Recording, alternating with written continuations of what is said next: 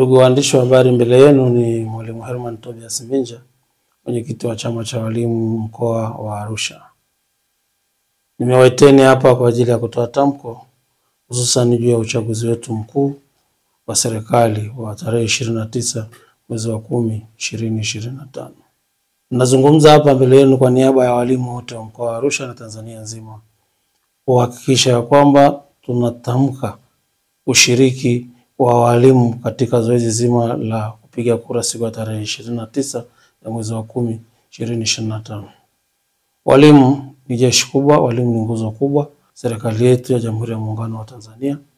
Na serikali yetu imetufanyia mambo mengi sana ambayo yanasaidia sisi kuweza kuishi na kufanya kazi zetu vizuri. Miongoni mwa mambo hayo ambayo tumefanywa na serikali yetu ni pamoja na ongezeko la mishahara, ongezeko la uandikishaji kwa wanafunzi, lakini zaidi upandishaji wa madaraja mbalimbali, ujenzi wa vyumba vya madarasa, ujenzi wa nyumba za walimu, lakini zaidi bima za afya, na mambo ambayo ni mengi ambayo serikali imeweza kutenda kwa walimu.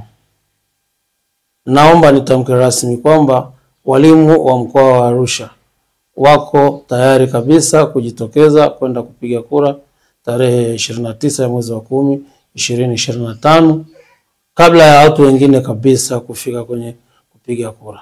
Ndugu zangu, mchakato mzima wa zoezi zima la uchaguzi tangu kampeni mpaka leo tunakimbilia kwenye uchaguzi, chama cha walimu kimeshiriki kwa 100%. Lakini hata hivyo tunakimbilia kwenye uchaguzi tukiamini ya kwamba tunaenda kumalizia jambo ambalo tumelianza. Ninaomba na ninatoa rai kwa walimu wote wa mkoa wa Arusha na Tanzania nzima kushiriki zoezi hilo. Tunahamasisha walimu hao kwa sababu ni haki yao ya kikatiba.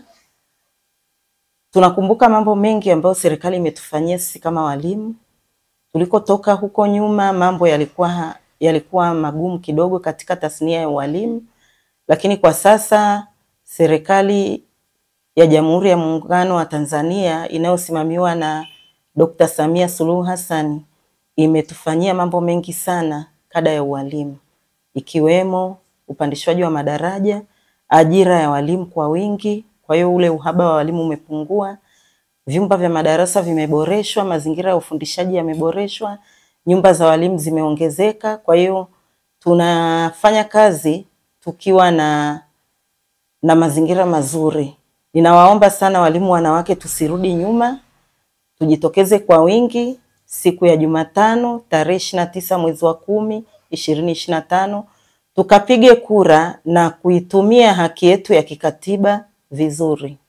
Wale wanaotumia mitandao vibaya kwa ajili ya kupotosha kwamba chama cha walimu Tanzania tumetoa wito kwamba walimu wasijitokeze wala kujihusisha na masuala ya kupiga kura, ule ni uzushi, na tunawashukuru viongozi wetu wa kitaifa wamekanusha tayari ni uzushi, na hawa watu wanania ovu ya kutugombanisha sisi na serikali ya Jamhuri ya Muungano wa Tanzania.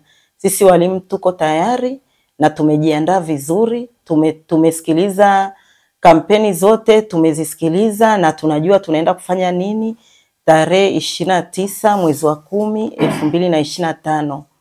Oktoba tulishasema tunatiki tena.